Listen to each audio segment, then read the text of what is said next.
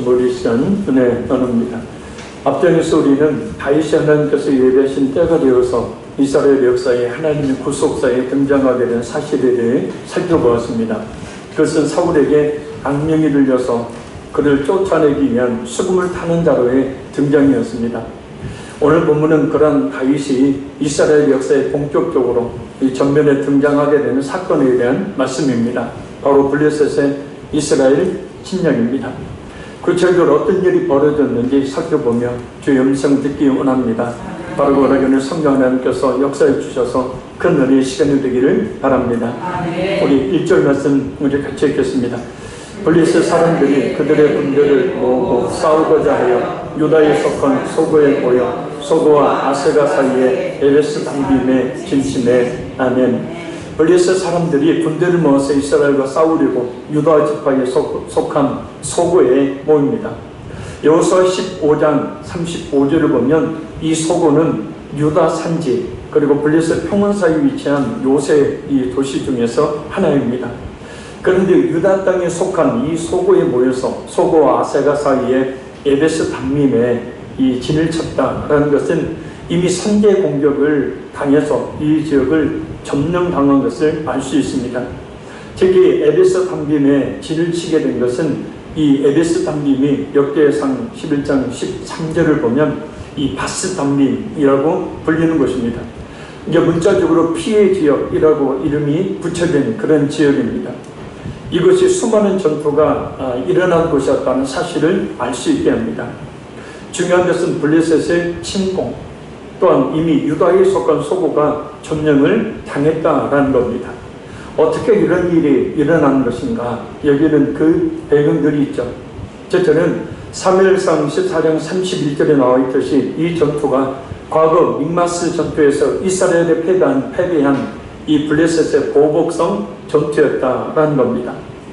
성경이 블레셋과 같은 이방 민족들을 종종 악한 이 세력에 비유하죠. 곧 악한 영들이 물러간다고 그래서 끝나는 것이 아니라 더 강력한 세력으로 되돌아온다는 교훈을 주고 있는 그런 장면입니다. 이에 대해서 예수님이 말씀하셨죠. 마태복음 12장 43절 45절 말씀입니다. 더러운 귀신이 사람에게서 나갔을 때 물 없는 곳으로 다니며 쉬기를 구하되 얻지 못하고 이에 가로되 내가 나온 집으로 돌아가리라 하고 와보니 그 집이 비고 소재되고 수리되었거늘 이에 가서 저보다 더 악한 귀신 7을 데리고 들어가서 거하니 그 사람의 나중 형편이 전보다 더욱 심하게 되느니라. 이 악한 세대가 또한 이렇게 되리라. 아멘. 이 말씀을 좀 살펴볼 필요가 있습니다. 이 여기서 더러운 귀신이 들린 사람은 비유적인 말씀이죠. 이전 유대인 세계를 그리고 더 악하고 더러운 7 귀신이 들린 사람들은 예수님 당시 유대인들을 이야기합니다. 이전 유대인들이 바벨론의 포로에서 돌아왔을 때 우상 숭배를 가져다 두는 공중 권세를 잡은 악한 영들에게 붙잡혀 있었지만 학사 에스라와 그리고 느헤미야와 같은 영적 지도자들의 영적 각성운동으로 인해서 그들에게서 그 악한 영들이 떠나가고 믿음을 회복했었습니다. 그러나 그 이후에 바리새인들과 같은 율법주의자들이 등장함으로 인해서 그런 영적 각성을 이어가지 못하고 오히려 하나님을 향한 형식적이며 외식적인 신앙만을 양산해 내게 된 것입니다.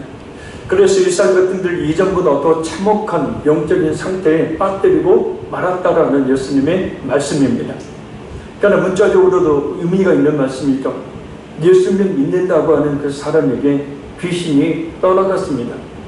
그래서 그 집이 소재되고 또 수리되었습니다. 그러나 귀신이 나가고 난 그 자리에 성령으로 충만하게 채워지지 않으면 또한 주님을 위해 뜨거운 헌신을 하지 않으면 마귀는 다시 이전보다 더 강한 세력으로 돌아와서 그 사람을 지배하고 만다는 거예요. 왜냐하면 악한 영들은 그 사람에게서 나왔다 할지라도 쉬기를 구하되 얻지 못하면 이전에 자신이 있었던 그 사람을 다시 찾기 때문이라는 겁니다. 지금 블레셋이 그러고 있는 거죠. 쉽게 말씀드리면 이 귀신은 악한 영들은 부패하고 타락한 그런 마음에 거하기를 좋아하죠. 그래서 지금도 호시탐탐 악한 영들은 부패하고 타락한 마음을 가진 그 사람들 찾아서 그 속에 거하기를 원하는 거예요. 그 사람을 지배하고 죄악 가운데 살게 만들어서 완전한 자신의 거처로 삼으려 간다는 거예요. 그래 예수님을 믿느라 하면서도 예수님과 동행하는 삶을 살지 않는 사람들이 바로 그 마귀가 좋아하는 사람이 되는 것이고, 그래서 항상 위험 가운데 있는 거예요. 잊지 마십시오. 그래서 베드로 사도가 베드로전서 5장 8, 9절에 이렇게 말하죠. 근신하라, 깨어라. 너희 대적 마귀가 우는 사자와 같이 두루 삼킬 자를 찾나니 너희는 믿음을 굳건하게 하여 그를 대적하라. 그러니까 삼킬 자를 찾는다라는 표현은 이 원어를 보면 계속의 의미예요. 그러니까 베드로 사도 당시에도 그렇고 지금도 그렇고 악한 마귀라는 놈은 할 수 있으면 믿는 자라도 삼키려고요. 지금도 계속해서 그 부패한 심령을 가진 그 사람을 찾고 있다는 거죠. 그래서 그걸 대적하라라는 얘기도 역시 같은 문법입니다. 끊임없이 대적하라는 거예요. 할렐루야. 타락은 은혜를 받고도 신앙이 자라지 못하고 진짜 상태에 있을 때 일어나죠. 흐르는 물은 썩지 않지만 흐르지 않는 물은 썩어 더러워지는 법입니다. 한때 하나님의 은혜를 받은 사람이라고 하더라도 신앙생활에 게으르기 시작하면 그의 마음은 죄악의 소굴이 되어 갈 수밖에 없는 것. 마귀는 맡은 자의 마음에 둥지를 트는 법이기 때문입니다. 그래서 우리를 쉬지 말고 기도함으로 성령의 능력을 덧입어야 됩니다. 성령으로 충만해야 합니다. 그래서 조금도 마귀가 틈을 타지 못하도록 해야 합니다. 성도가 주님에게 전심으로 기도하고 전력으로 헌신하는 삶을 살면 그 마음속에 마귀가 들어갈 틈이 없겠죠. 할렐루야. 늘 깨어 기도할 뿐만 아니라 한 가지 더 해야 돼요. 저희 몸된 교회를 위해서, 주님을 위해서요, 열심히 충성하고 헌신해야 된다는 거예요. 그 주님을 위해서 일하다 보면요, 주님이 주신 그 능력이 임하게 되어져요. 헛생각을 하지 않게 돼요. 악한 마귀로 하여금 틈을 두지 않게 한다는 거예요. 그래서 이전에 아무리 큰 은혜를 받았다 하더라도 계속적인 성령 충만의 생활을 하지 못하고 타락해서 부패한 심령으로 살아서 마귀의 지배를 받아버리면 마귀는 죄의 아비인지라 밥 먹듯이 죄를 짓도록 하며 또 죄를 죄인지를 알지 못하도록 해서 죄 가운데 빠져 살게 만들어버려요. 그래서 마음은 원이로도 쉽게 거기서 빠져나오지를 못하는 겁니다. 나름대로 몸부림을 쳐보지만 쉽게 혼자 빠져나올 수가 없는 거예요. 분명 예수님의 믿음에도 불구하고 여러 가지 세상의 문제들로 인한 영적 고통은 자꾸 자신으로 알고 절망적인 생각을 하면 모든 것이 다 싫고 모든 것이 다 버거워지죠. 그러나 이것을 알아야 합니다. 그것은 세상의 문제가 아니라 자신 영혼의 문제라는 것을 말입니다. 영혼이 하나님께서 원하시는 그런 은혜 안에 거하지 못함으로 말미암아서 고통스러워지는 영혼의 아우성이라는 것을 알아야 합니다. 세상에 여러 가지 문제가 원인이 아니라 하나님 앞에 있는 자신의 영혼이 병들었기 때문이라는 거예요. 하나님 앞에서 신앙이 항상 문제입니다. 다른 어떤 방법으로도 그 문제는 해결할 수가 없습니다. 힘들고 참 어려운 일이지만 하나님 앞으로 더욱 너와 엎드려야겠죠. 악한 마귀의 지배에서 벗어나 다시 하나님의 지배와 통치를 받도록 하려면 말입니다. 그래서 좀 더 쉽게 말씀드리면 예배를 더욱 회복해야 되고 기도를 더욱더 회복해야 되고 다시 헌신을 더욱더 회복해야 한다는 거예요. 기도는 하는데 주님의 일을 하지 않게 되어지면 다윗과 같이 되죠. 한가하게 시간 나니까 헛생각 들게 되어지죠. 마귀가 그 틈을 결코 놓치지 않게 된다는 거예요. 갈수록 영적인 무감각에 빠뜨리는 일이 없도록 하나님 앞에서 사람들 앞에서 자신이 신앙인임을 보여야 되니까 음녀들이 외모를 아주 화려하고 아름답게 꾸미듯이 내실이 있는 신앙보다는 외적인 형태에만 치우치게 되는 모습을 갖고 갖지 말아야 합니다. 바리새인들 사두개인들처럼 꼭 기억하세요. 귀신 하나 나가면 7 귀신이 들어온다는 것. 무슨 얘기냐? 더욱더 강력하게 악한 마귀라는 놈이 우리를 넘어뜨리려고 한다는 사실이. 은혜 받았으니 좋다라고 하지 말아요. 아멘. 은혜는 은혜를 받으면 받을수록 더 깨어서 기도하고 더 내 자신이 나약하고 게으른 상태에 빠지지 않도록 더욱더 주님의 일에 열심을 내야 한다. 둘째는 사무엘상 16장 14절 말씀처럼 사울 왕이 악령으로 인해서 고통을 받음으로 이스라엘 전력이 약해진 틈을 타서 공격한 것이라는 사실이에요. 우리의 신앙이 약해지니 우리 주위의 악한 영들이 더욱 기승을 부린다는 사실을 명심해야 합니다. 신명기 25장 18절입니다. 곧 그들이 너를 길에서 만나 네가 피곤할 때에 네 뒤에 떨어진 약한 자들을 쳤고 하나님을 두려워하지 아니하였느니라. 아멘. 자, 이 신명기 25장 18절을 원어에 충실하게 직역하면 이런 뜻입니다. 그가 길에서 너를 만나 지친 자들을 곧 네 뒤에 있는 약하고 겁 많은 너의 후미를 쳤다. 그들이 하나님을 두려워하지 않았다. 이스라엘 백성들이 호렙산 근처 르비딤에 있을 때에 아말렉과 오랜 시간 동안 접전을 벌였습니다. 그러나 그들은 매우 야비하게도 이스라엘이 강하게 맞설 때는 피하였다가 힘이 없어 지쳐 있을 때는 그 후미에서 피곤해서 지친 사람들, 곧 약한 사람들, 겁이 많은 사람들을 기습 공격했습니다. 이러면서 이스라엘은 큰 곤욕을 치러야 했고 아말렉 족속은 그 이후에 이스라엘 역사 속에서도 이 같은 수법으로 이스라엘을 많이 계속 괴롭혔습니다. 아말렉은 우리가 잘 알다시피 영적으로 교회와 성도들 제적하는 악한 영의 무리들 말합니다. 우리 사람들은 인지의 상정의 마음으로 피곤해하면 이해하며 봐줍니다.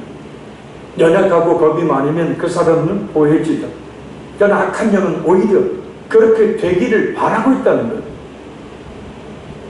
세상일에 지치고 피곤해서 신앙생활을 제대로 하지 못하기를 바라는 거예요.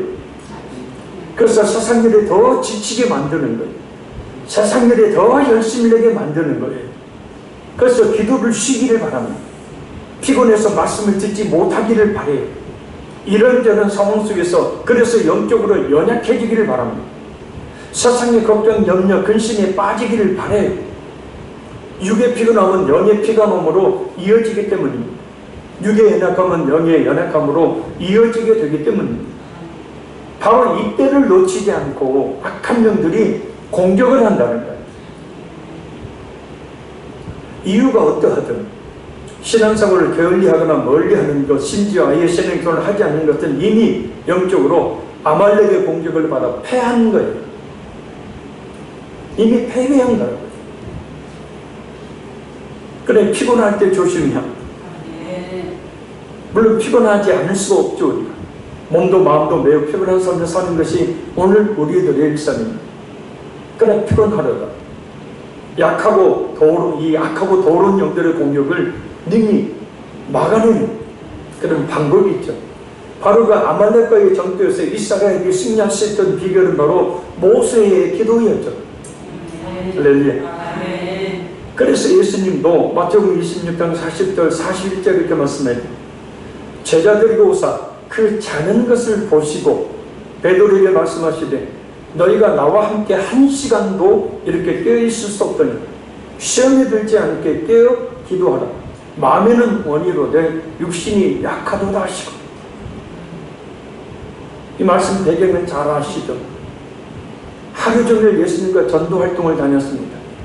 수많은 사람들의 틈바구니에 끼워서 예수님을 보호하면서 또 병든 자를 고치고 귀신을 내어쫓는 그 사역에 동원이 되었으니 제대로 먹지도 못하고 쉬지도 못하고 하루 종일 그렇게 사역을 감당했으니 얼마나 제자들이 피곤할까요? 그러면 그 피곤한 제자들이 예수님은 분명히 너희들이 너무 피곤한가 보구나, 좀 쉬어라, 이렇게 말씀하셔야 됨에도 불구하고 그 자는 것을 보시고 너희가 나와 함께 1시간, 1hour, 1시간이에요. 1시간을 기도할 수 없더냐라는 거예요. 그러시면서 시험에 들지 않게 깨어있어 기도하라. 마음은 원효들 육신이 약하거든. 그러니까 그들의 연약함을, 그들의 피곤함을 예수님이 아시는 거예요. 근데도 예수님은 강조를 하십니다. 1시간 기도해야 한다. 왜요? 기도하라 하면 시험에 든다라는 거예요. 그래서 결국 기도하지 않음으로 인해서 예수님이 로마 군병들에게 잡힐 때에 대제사장의 그 가문에 있는 군사들에게 잡힐 때에 결국 다 예수님 놓고 도망가 버리잖아요. 다 시험에 들었잖아요. 베드로는 예수님을 3번이나 부인하고 예수님을 모른다.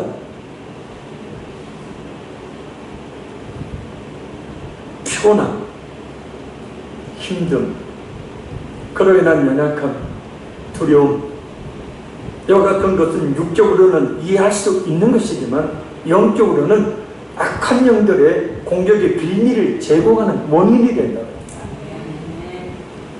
곧 어떤 이유와 핑계로도 기도하지 않는 것은 정당화하지 못한다는 뜻입니다. 그때를 악한 영이 오히려 노리고 있으니 그럴수록 우리는 기도의 무릎을 더욱 꿇어야 한다. 악한 막연한 놈이 자녀들을 가지고 그렇게 뒤 흔들고 문제를 일으키는데도 불구하고 기도하지를 않는다. 이 영적 전투에서 지게 되면 악한 영의 끈은 그대로 끌려다니게 되죠. 이단에 빠지게 되고 물질의 우상 앞에 매여 무릎 꿇게 되고 반복되는 습관적인 끊지 못하는 죄를 짓게 되고 아주 작은 일에도 시험에 들게 됩니다. 영적 포로가 되어서 무감각에 빠지게 됩니다. 그러니까 자신의 마음이 그러면 그럴수록 완고해지고 고집이 세지고 거칠어져요. 그래서 기도하라고 하면 그냥 짜증내고 화내고 목사님은 내 사정 창피도 모르고 기도하라고 한다. 내가 얼마나 힘들지 뭐. 그러니까 기도하라. 그것은 마귀에게요. 나를 공격해 주십시오 하고 틈을 내어두는 것이라니까요. 제 말이 아니잖아요. 예수님이 말씀하시잖아요. 오늘 본문에서도 증명하고 있잖아요. 자, 동물의 왕국 같은 프로그램 보세요. 사자가, 하이에나가 어떤 짐승을 노리고 봅니까?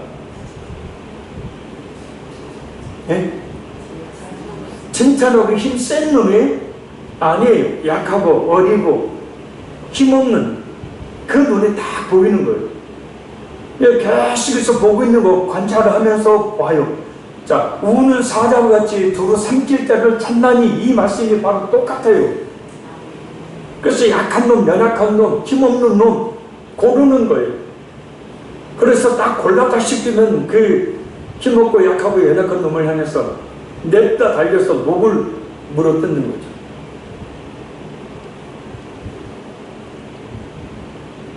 다시 말씀드립니다. 전쟁에서 적의 약점을 공격하지 강점을 공격하는 전쟁은 없습니다. 우리는 영적 전쟁을 치르고 있어요.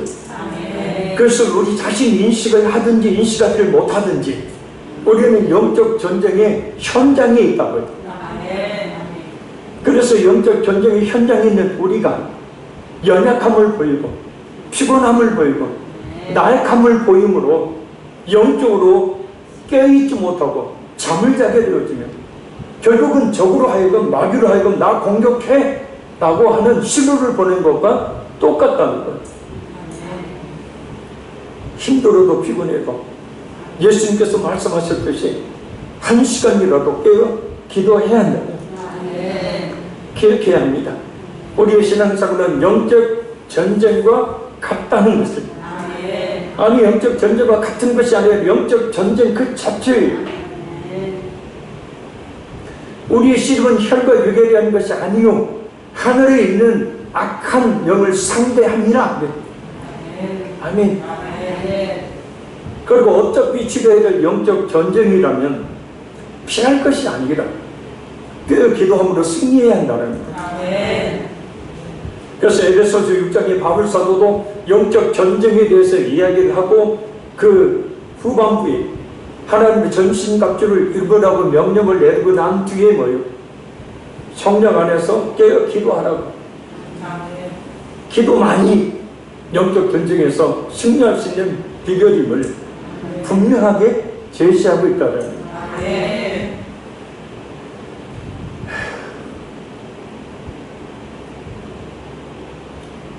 내가 얼마나 피곤한지 알아요, 목사님?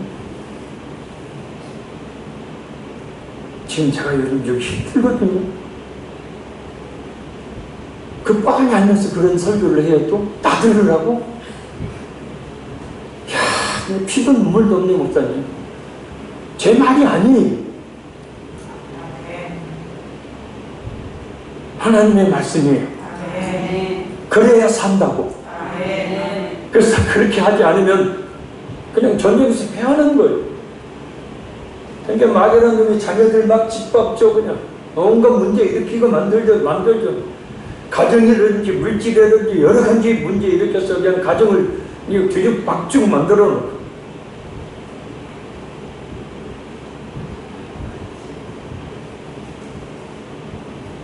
따라합니다. 약함을 보이지 말자. 약함을 보이지 말자.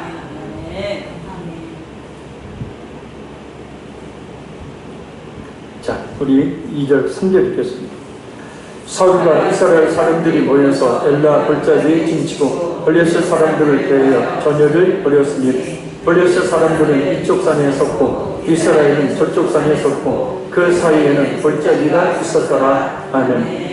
블레셋의 침공에 맞서 사울은 군사들 이끌고 엘라 골짜기, 엘라가 모하가라는 엘라 골짜기에 진을 치고 블레셋 군대를 향해서 전열을 가다듬습니다. 골짜기 하나를 두고 한쪽은 블레셋이, 한쪽은 이스라엘의 맞서 있습니다.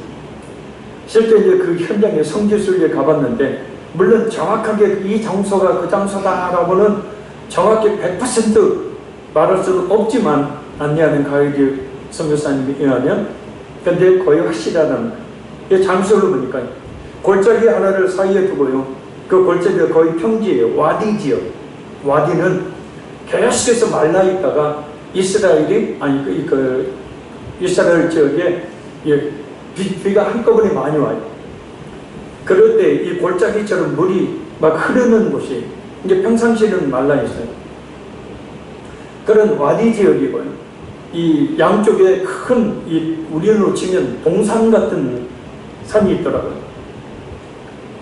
그런데 이게 거리가 너무 가까워요. 멀지 않아요. 그래서 서로 말이 들릴 정도예요.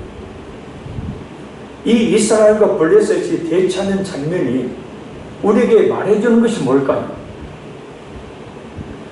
악한 영이 그만큼 우리 곁에 가까이 있다는 거예요. 아멘?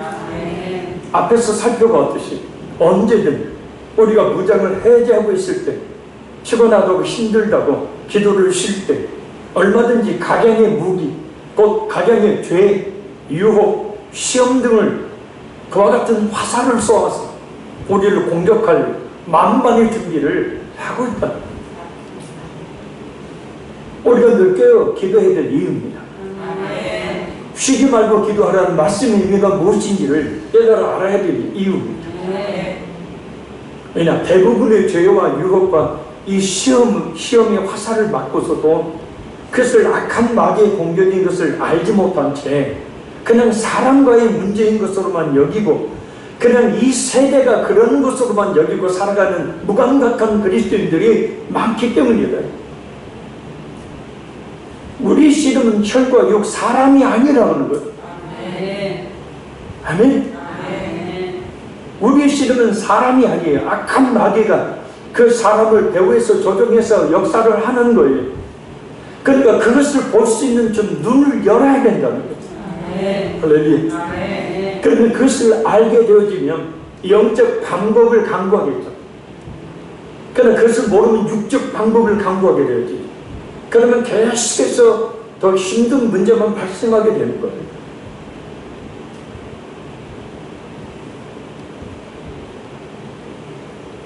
이 장면을 통해서 저 보세요. 대적 블레셋과 이스라엘이 어찌됐든 이 맞대어 전쟁을 준비하고 서로 있는 이 모습 통해서 우리가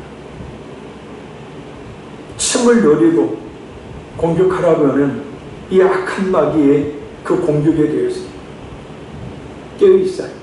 아멘. 깨어 있어야. 아멘. 내가 깨어 있지 못하면 그냥 따라합니다. 깨어 기도함으로 우리 가정의 파수꾼이 되자.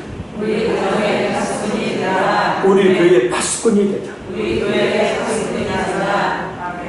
아멘. 자, 내가 기도하는 것하고 기도하지 않는 것의 차이는 분명히 드러납니다. 그래서 모세의 기도와 모세가 두 손을 높이 들고 기도할 때와 피곤해서 손을 내렸을 때에 아말렉과의 전쟁에서 승리 또한 패함이 있었다는 것을 우리가 기억해야 합니다. 그래서 우리는 기도의 손을 높이 늘 들어야 합니다. 마귀로 하여금 틈을 타지 못하도록 틈을 내어주는 일이 없도록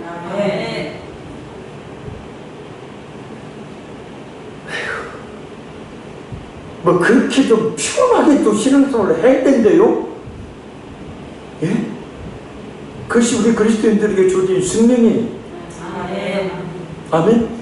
그래서 인정하고 그냥 받아들이래요. 근데 영적 싸움의 그 재미가 또한 쏠쏠합니다. 그 이겨버리면요, 그 만족감이요, 그 승리감이요, 상당해요.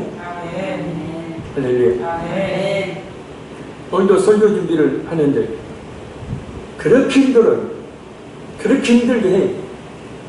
왜요? 지 얘기하니까, 지 실태에 대해서 오늘 이야기하니까, 지가 어떻게 공격하는지 오늘 성도들은 알려줄 거니까 이 설교 못하게 얼마나 마음을 곤란하게 힘들게 만드는지. 싸우는 거죠. 중간에 내려와 잠깐 기도하다가 또 올라가고 또 예배전에 일찍 나와서 또 기도하고 하는 겁니다. 그래서 이기는 거예요. 꼭 기억하세요. 우리 가족들과 우리 교회의 파수꾼 역할을 내가 기도함으로 감당해야 된다. 내가 기도의 손을 내리는 순간 악한 마귀가 공격 들어온다는 것을 잊지 말고 생각해 보세요. 정신 번쩍 드는 일 아닙니까?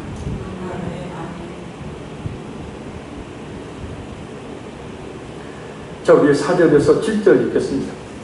블레셋 사람들이 진영에서 싸움을 도두는 자가 왔는데 그의 이름은 골리앗이요 가드 사람이라. 그의 키는 6규빗 1뼘이요 머리에는 노트부를 썼고 몸에는 비늘 갑옷을 입었으니 그 갑옷의 무게가 못 5천 세겔이며 그의 다리에는 놋 각관을 쳤고 어깨 사이에는 놋 단창을 여었으니 그 창자루는 배틀째 같고 창날은 철 600세겔이며 방패는 자가 앞서 행하더라. 아멘.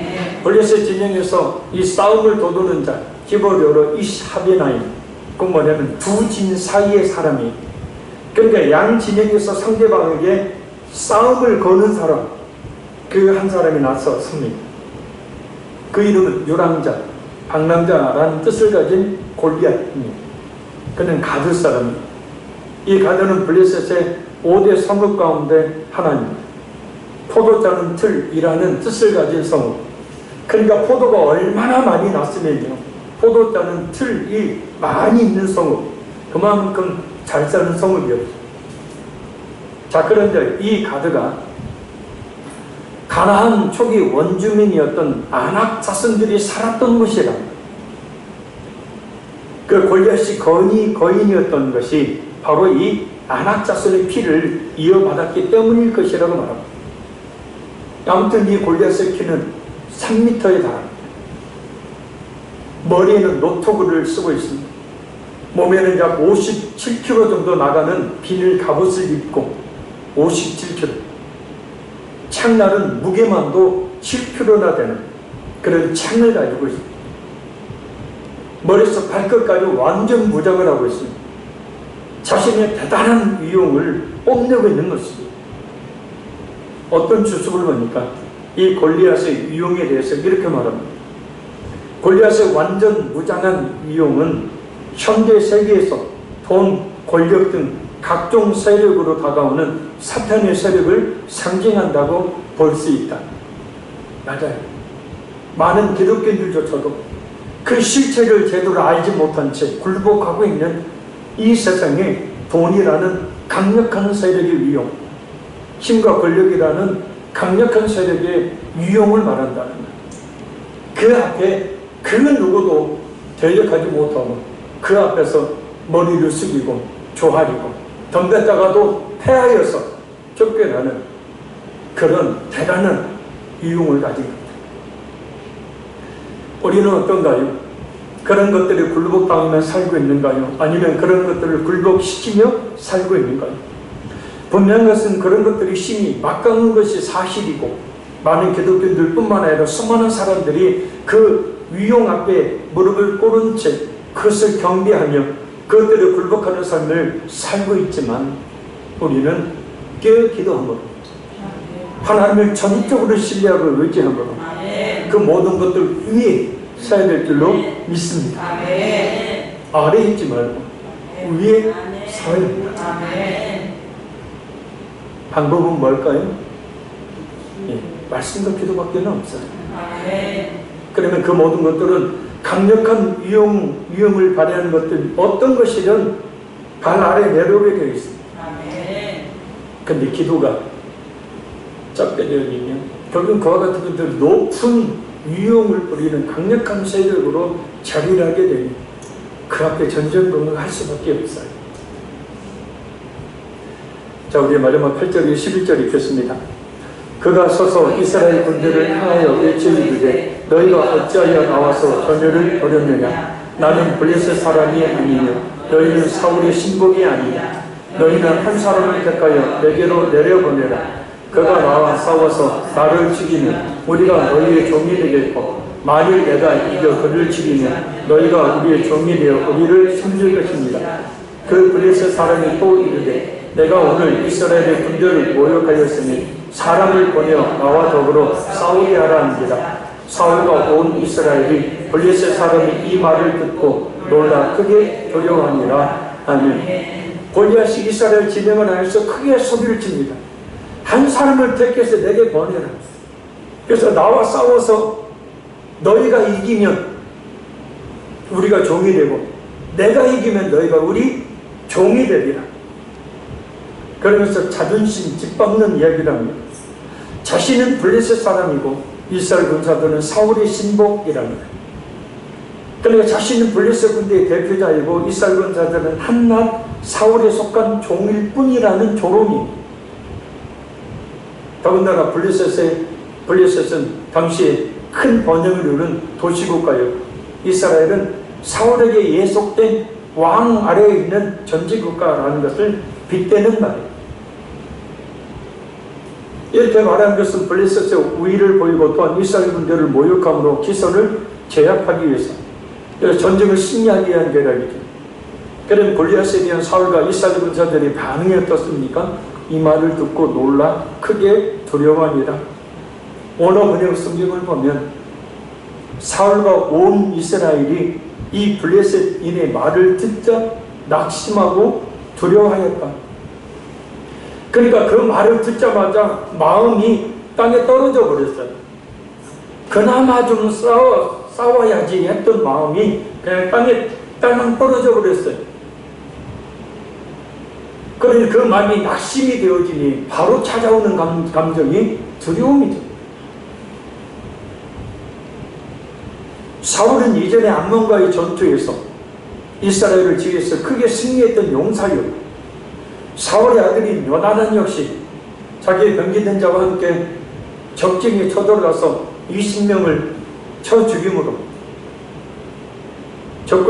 적군으로부터 승리를 얻은 그런 대단한 용사였죠.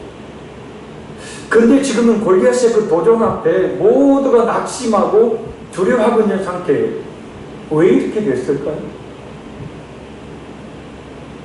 바로 성령 하나님께서 사울을 떠나버리시기 때문이죠. 성령께서 인재 계시는 것과 성령의 그 역사하심이 없는 것과의 차이가 어떤 것인지를 잘 알 수 있게 해요. 이 같은 일들은 예수님을 믿는 우리에게 지금도 일어나고 있는 일이에요. 우리로 하여금 성령 충만을 왜 받아야 하는지에 대한 분명한 이유를 명시하고 있는 말씀입니다. 디모데후서 1장 7절 하반절 말씀이 상반절 말씀입니다. 하나님이 우리에게 주시는 것은 두려워하는 마음이 아니요 오직 근심과 절제와 사랑하는 마음. 그러니까 두려워하는 마음은 하나님이 주시는 마음이 아니래. 그러니까 두려움, 근심, 걱정, 염려, 공포 이와 같은 부정적인 감성들은 하나님께서 주시는 마음이 아니라는 거예요.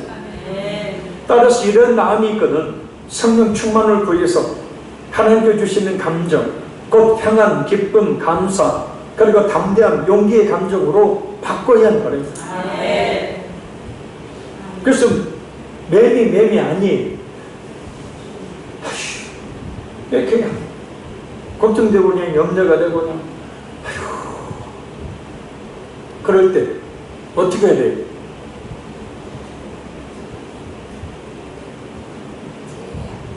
계속 그렇게 살아요? 계속 이렇게 살아야 돼요? 그럼 뭐예요? 지금 내 마음속에 잘못된 부정적 감정이 솟아나고 있으니 이 부정적 감정을 긍정적 감정으로 성령의 감정으로 바꿔야 될 것 아니에요? 그럼 뭐 해야 돼요? 왜? 그때 달려나오는 거예요. 그것도 아니면 집에서라도 일터에서라도 잠깐이라도 하나님 앞에 간절히 기도해요. 그래서 성령이 충만해지면 자, 우리에게 늘 일어나는 일이잖아요. 은혜 받아서 성령 충만해지면 우리의 마음이 어떤가요? 평안해지죠. 기뻐지죠. 감사가 나오고 찬양이 나오고 그러면 뭐요? 어떤 힘든 상황에서도 담대해지잖아요.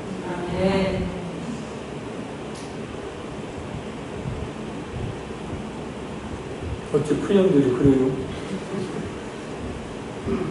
뭔 불만이에요?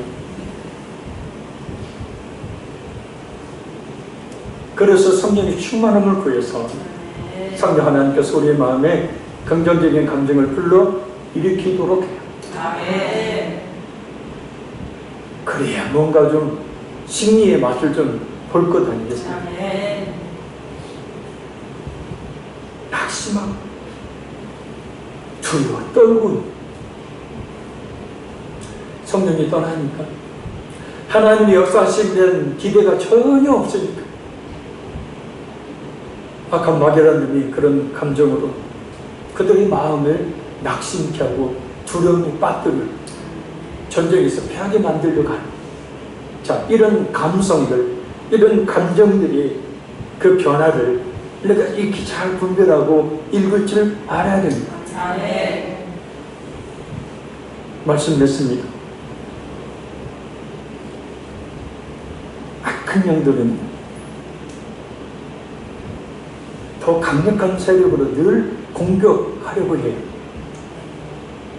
호시탐탐 노리고 있습니다. 그래 악한 마귀가 우리의 마음을 지배하지 못하도록 성령으로 충만해야 합니다. 우리 자신이 연약함에 피곤함에 자신이 힘들고 어려운 상황에 기대어 그것 때문에 기도하지 못한다는 변명을 하지 말아야 합니다. 왜냐? 전쟁에서 연약함을 보이고 피곤함이라는 약점을 드러내는 것은 곧 적으로 하여금 공격하라는 신호를 보내는 것과 같기 때문에 우리 신앙생활은 영적 전쟁입니다. 그래 빈틈을 보이지 않도록 늘 깨어 기도해야 합니다. 늘 기도함으로 우리 자신을 지킬 뿐만 아니라 우리 가족들을 사랑하는 우리 가족들을 자녀들을 지키고 그인들의 파수꾼 역할을 감당해야 합니다. 많은 기독교인들조차도 그 실체를 제대로 알지 못한 채 굴복당하고 있는 이 세상에 강력한 위용을 발휘하고 있는 물질, 강력한 위용을 발휘하고 있는 힘과 권력이라는 것에 굴복당하지 않도록 우리는 전적으로 하나님을 의지하는, 신뢰하는 믿음을 가져야 될 줄로 믿습니다. 골리앗과 같은 크나큰 문제 앞에서, 그리고 험한 이 세상 앞에서 두려움과 근심, 걱정, 염려, 공포 등의 부정적인 감정은 하나님이 우리에게 주시는 마음이 결코 아니니 성령 하나님께 주시는 감정, 평안과 기쁨, 감사, 그리고 담대함과 용기를 가지고 살 수 있도록 이 시간도 성령을 구해야 될 줄로 믿습니다. 이 시간 우리 말씀을 붙들고 우리 세 가지 말씀 붙들고 우리 기도하기 원합니다. 첫 번째 기도는 하나님, 악한 영들은 부패하고 타락한 마음에 거하기를 좋아하니 악한 마귀가 우리의 마음을 지배하지 않도록 성령으로 이 시간 저희 마음, 제 마음을 충만하게 인도하여 주옵소서. 그래서 우리 마음의 두려움, 근심, 걱정, 염려, 공포 이 모든 것들이 다 제거되어지고 평안과 기쁨과 감사, 담대함, 용기로 가득 채워주시라고 이 말씀부터 잠시 우리 주의 소름으로 기도합니다. 주여